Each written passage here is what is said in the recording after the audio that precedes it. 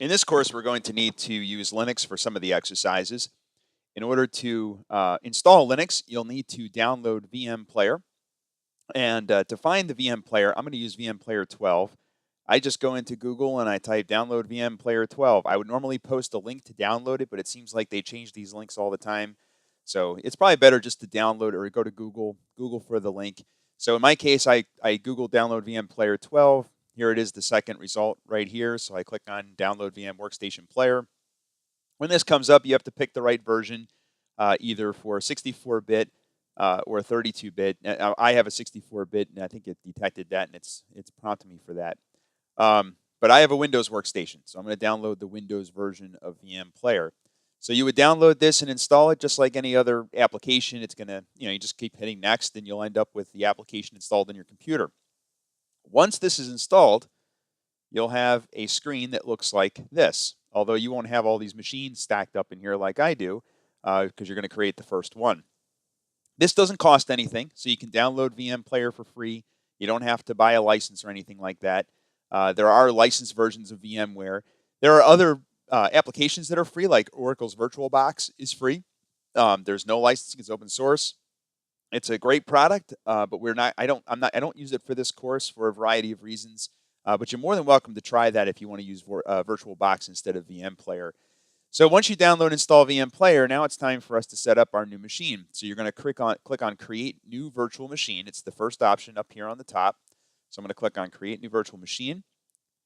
So I'm going to install it from a disk. So I have to select where the disk is. Although I don't have the ISO because I'm going to download it. There should be a link on the site where you can download the file. So I'm going to go into my temple directory. And there's my Fedora Live Workstation 64-bit version 23. So I open that up. Now I've got my ISO sitting here waiting for me to install it. I click Next. I'm going to give it a name. I'm just going to call it IT5209. I'm going to leave this folder the same. You could move it somewhere else if you like, but I'm just going to leave it right in my users directory. I'm going to click on Next. As far as the maximum size for my disk, I'm going to knock mine back to 10. I'm only going to do 10 gigs. And I usually choose split virtual disk into multiple files. It makes it easier to copy these later on. If you have one huge file, it's a lot of files that you have to copy. So I'm going to leave it set to split, but you could do a single file if you like. All right, so that's pretty much it. I'm going to click on Finish. And it's going to start up my virtual machine.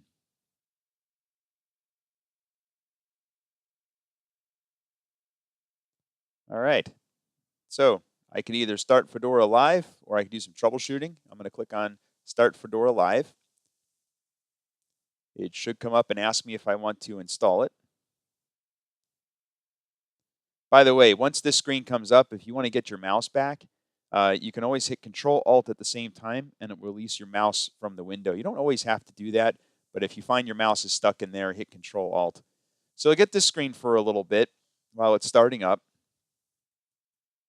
Okay, so obviously you want to install to the hard drive, so I'm going to select Install to Hard Drive.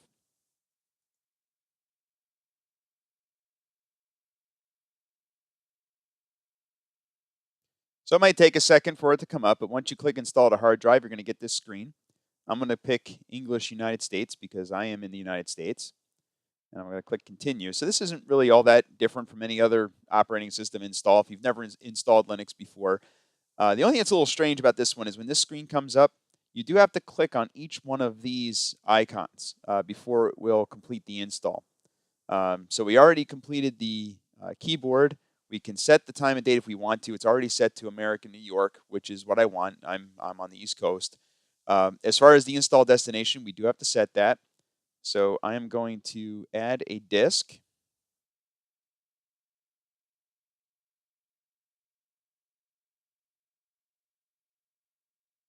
If you clicked on Add Disk, you can close it. That was the wrong option. You have to click up here on Local Disks. So I'm going to click on the local disk. This is my 10 gig drive. If you recall, we set this up with VMware. We don't need to add a disk. We already have a disk up here. So I'm going to select on that.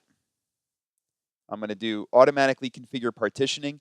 If you're taking a Linux class or something, they would teach you all about how to partition. We don't really care about that for this class. If you want to, you can encrypt your data, so you can turn on encryption for full disk encryption, but we're not going to do that. It does slow it down with VM Player. Obviously, we're all security aware. Encryption's probably a better option, but we're not going to do that because we don't want to worry about the speed here, and it's only for us to experiment. It'll work the same. When you're done setting these options, you're going to click Done up here on the top. So I'll click that Done button. That should take me back to the other screen. All right, and once we get the storage location saved, now we have to set our network and hostname info. So you're going to click on this icon over here. So I'm going to set my hostname to, I'm going to leave the local domain, but I'm just going to give mine a name. I'm just going to call it Brian Green. That's my name. And I'm going to click on Done. So once we do that, we are now ready to begin the installation. So I'm going to hit this blue button down here at the bottom that says Begin Installation. And that should start the process. Once this comes up, there's two tasks you have to do. You have to create your root password and create a user.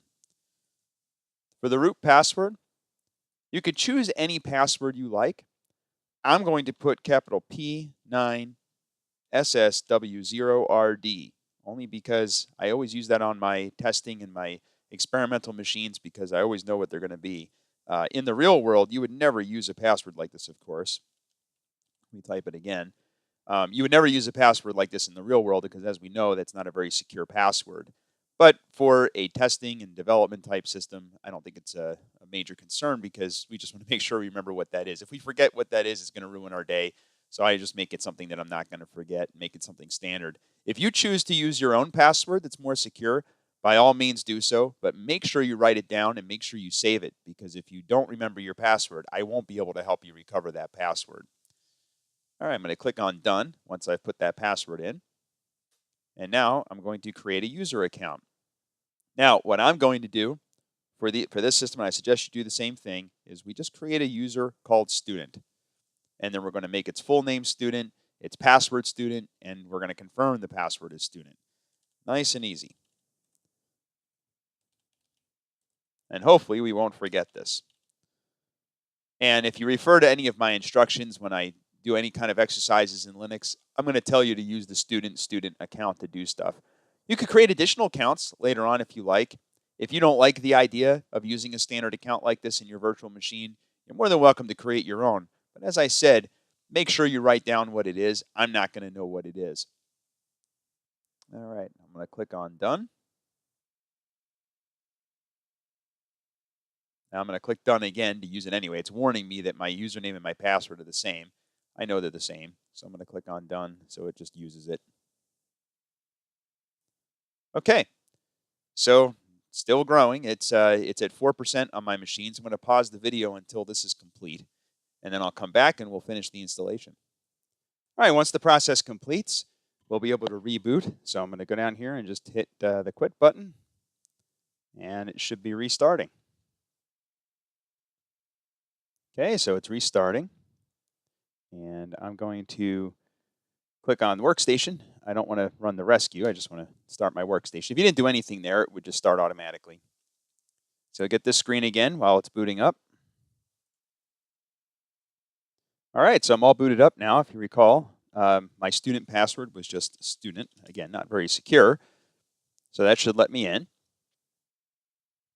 So you'll just wait for a second for the desktop to come up.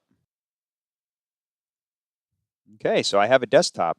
So if I click Activities at the top, this has some menu options. What I want to do is run the terminal window or the console. So I'm going to type terminal and see if that comes up. There we go. So then I can click on the terminal.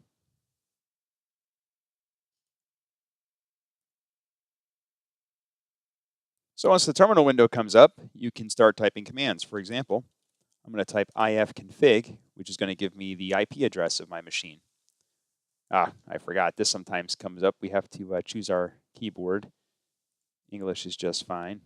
This is just a little wizard that comes up in the beginning. Sometimes it takes a minute for it to pop up. All right, back over here. So I'm going to type ifconfig.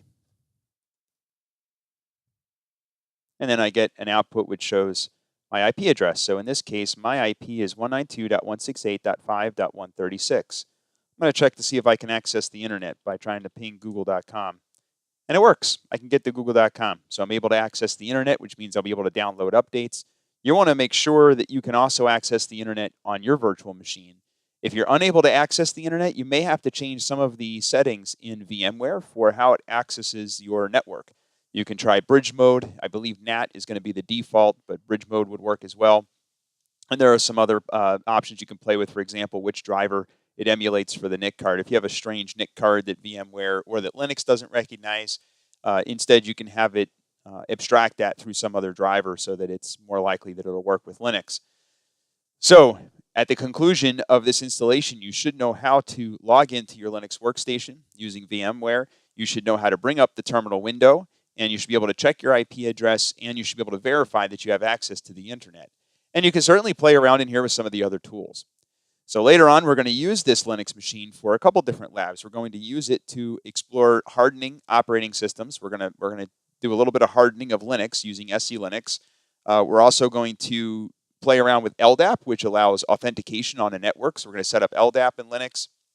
And we're also going to make Linux an application server, just so we can see an example of some of the applications that we might have to worry about on the network. And we're going to see how to use the firewall that's built into Linux to protect our systems. And these concepts apply both to Windows and to Linux. I like to use Linux to demonstrate all this. I think a lot of people are very familiar with Windows. Sometimes Linux is a little outside the comfort zone, so it's good to get some exposure to it.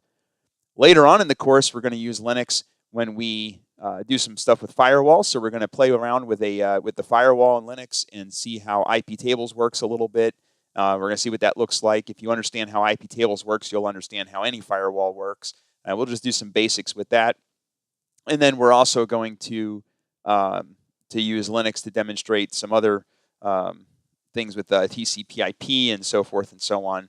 So again, and we're also going to use it to set up a VPN. So we can install some software so we can use Linux to create our own little VPN server. And again, we can use that to demonstrate how VPNs work. If you have any questions, let me know.